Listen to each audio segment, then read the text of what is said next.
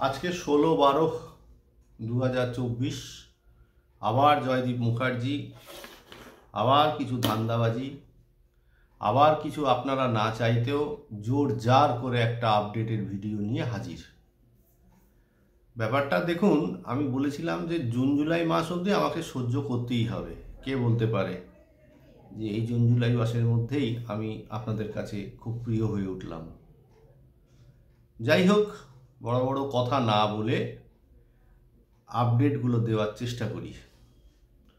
প্রথমে খারাপ আপডেটটা দিই। সেই খারাপ আপডেটটা হচ্ছে যে আমি বেশ কিছুদিন আগে টাটা টেকনোলজি কিনেছিলাম।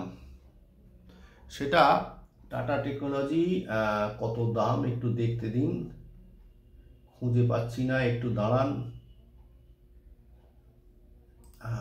টাটা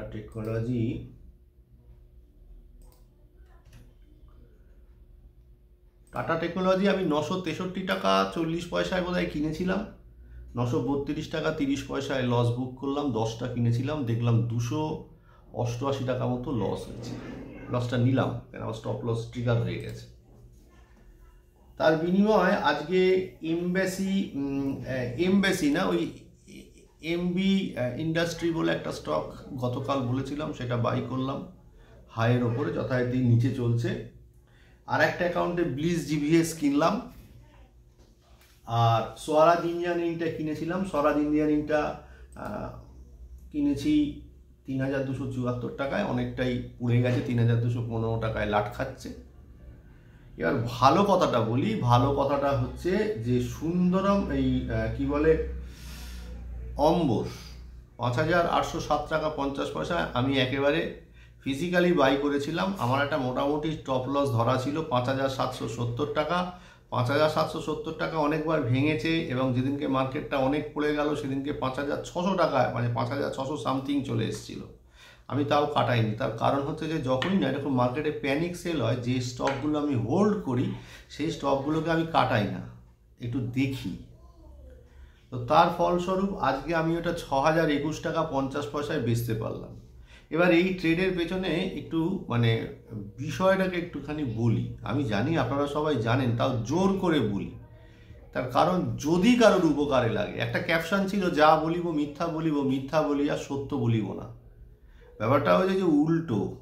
আমি যা বলবো সব সত্যিই বলবো, কোনো কথাই মিথ্যে বলবো না। যদি কারোর মনে হয় যে আমি অতিরঞ্জিত করছি বা মিথ্যে বলার চেষ্টা করছি বা মানুষকে প্রভোগ করার চেষ্টা করছি, আমার বাড়িতে তাকে স্বাগত, আসুন দেখুন, বা আমি যাদের হয়ে কাজ করি তাদের সম্বন্ধে সঙ্গে কথা বলুন।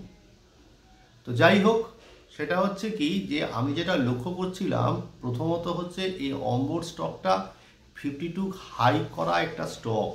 তার ফলে স্টকটা খুব আপ ট্রেন্ডে ছিল। আপ ট্রেন্ডে থাকার পর সেই স্টকটা ক্রমশ পড়ে যাচ্ছিল। পড়তে পড়তে পড়তে পড়তে আমি লক্ষ্য করছিলাম যে একটা দামের পর না সেই দামটা ক্রমশ অ্যারেস্ট হয়ে যাচ্ছিল। আপনারা বলতে পারেন যে কী করে বুঝবো?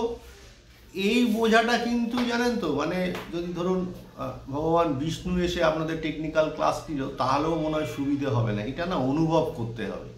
চার্ট দেখতে দেখতে দেখতে দেখতে আপনার একটা অভিজ্ঞতা বলে দেবে যে এখান থেকে স্টকটা এবার ঘুরতে পারে। তো আমি এর আগে বহু মানুষের কাছে টেকনিক্যাল শিখতে গিয়ে দেখেছি, তিনি পেরে গেলেন, আমি পারলাম না। তার পিছনে এটাই কারণ, তিনি কিন্তু শিখিয়েছেন, আমি ধরতে পারিনি। এখন সেটা একটু আধটু অনুভব করি, অনেক দিন হলো তো, তাই। তো যাই হোক, এই হচ্ছে মোটামুটি বিষয়। আর যেগুলো কেনবার কথা বললাম, ব্লিজ জিভিএস তো বলেই দিলাম। মোটামুটিভাবে সুন্দরম ফিনান্সটা একটু ওপর দিকে আছে। আবার ফার্দার কিছু হলে জানাবো। আপাতত এটুকুই। সবাই ভালো থাকবেন। এখনো কিছুদিন কিন্তু আমাকে সহ্য করতে হবে।